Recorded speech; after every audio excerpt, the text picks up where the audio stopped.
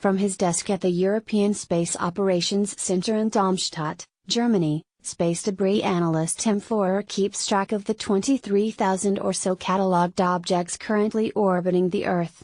They range from spacecraft and satellites, some working, most not, to discarded rocket stages and fragmented space hardware. All of them the result of 60 years of space exploration. Using radar data from the U.S. Space Surveillance Network, also, primarily, the country's early warning system, and observations from optical telescopes, Florer helps ensure none of this space junk puts operational spacecraft at risk. Before we speak, I've asked him to check on Object 1958-002b, also known as Vanguard 1.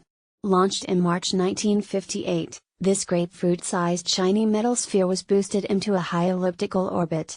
And it's still there, passing between 650 and 3,800 kilometers, 406 to 2,375 miles, from the Earth. The earlier satellites, such as Sputnik, have already entered the atmosphere, says Florer.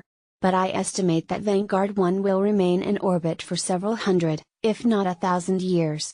Conceived by the Naval Research Laboratory, NRL, in 1955, Vanguard was to be America's first satellite program. The Vanguard system consisted of a three-stage rocket, designed to launch a civilian scientific spacecraft. The rocket, satellite and an ambitious network of tracking stations, would form part of the U.S. contribution to the 1957-58 International Geophysical Year. This global collaboration of scientific research involved 67 nations, including both sides of the Iron Curtain.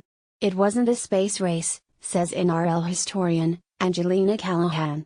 The U.S. was always forthright in terms of launch and intended purposes for the satellite, but the Soviets held their cards closer to their chest.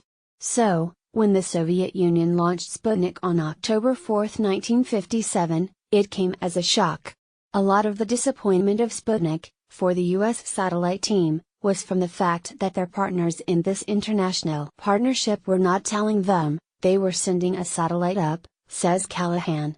There was tremendous fear generated by Sputnik, says Tom Lasman, curator of Cold War rockets at the National Air and Space Museum in Washington, D.C. An identical flight backup of the Vanguard 1 satellite is on display at the institution's Udvar-Hazy Center near Dulles Airport.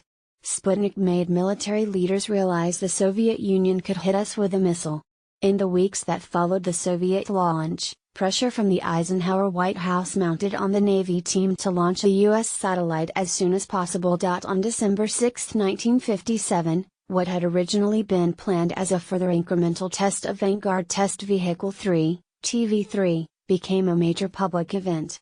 Whereas the Soviets only announced Sputnik after it had successfully reached orbit, politicians, senior military figures and the world's media gathered at Cape Canaveral, Florida for the U.S. launch. There's a lot of failure in a successful research and development process, Angelina Callahan, NRL historian. After a series of countdown delays, at 11:44, the Vanguard rocket lifted from the launch pad. A few seconds later, someone in the control room shouted, "Look out! Oh God, no!" As the rocket rose 4 feet in the air, and crashed back to the ground in a ball of flame. The nose cone was thrown clear, the Vanguard satellite still beeping. You can read a full account of the disaster in this NASA report. The New York Times described the explosion as a blow to U.S. prestige. Senator Lyndon Johnson called it humiliating. Others were even less diplomatic, newspapers dubbing the U.S. satellite variously Flopnik, Kopatnik and Staputnik. For the NRL team, it really wasn't fair. There's a lot of failure in a successful research and development process, says Callahan. During the course of these failures, they developed a very good system.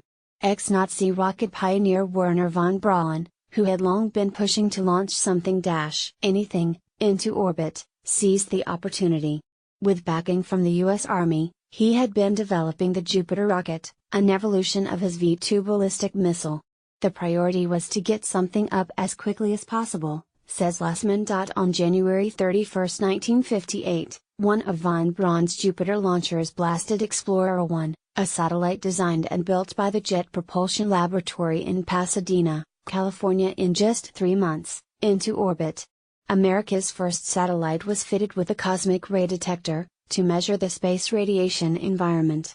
Designed by James Van Allen of the University of Iowa, the instrument revealed a belt of charged particles trapped by the Earth's magnetic field, which became known as the Van Allen belts. Finally, on March 17, 1958, it was the Navy's turn.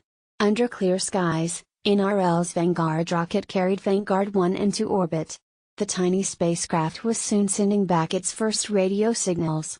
In fact, because it was the first satellite powered by solar cells, the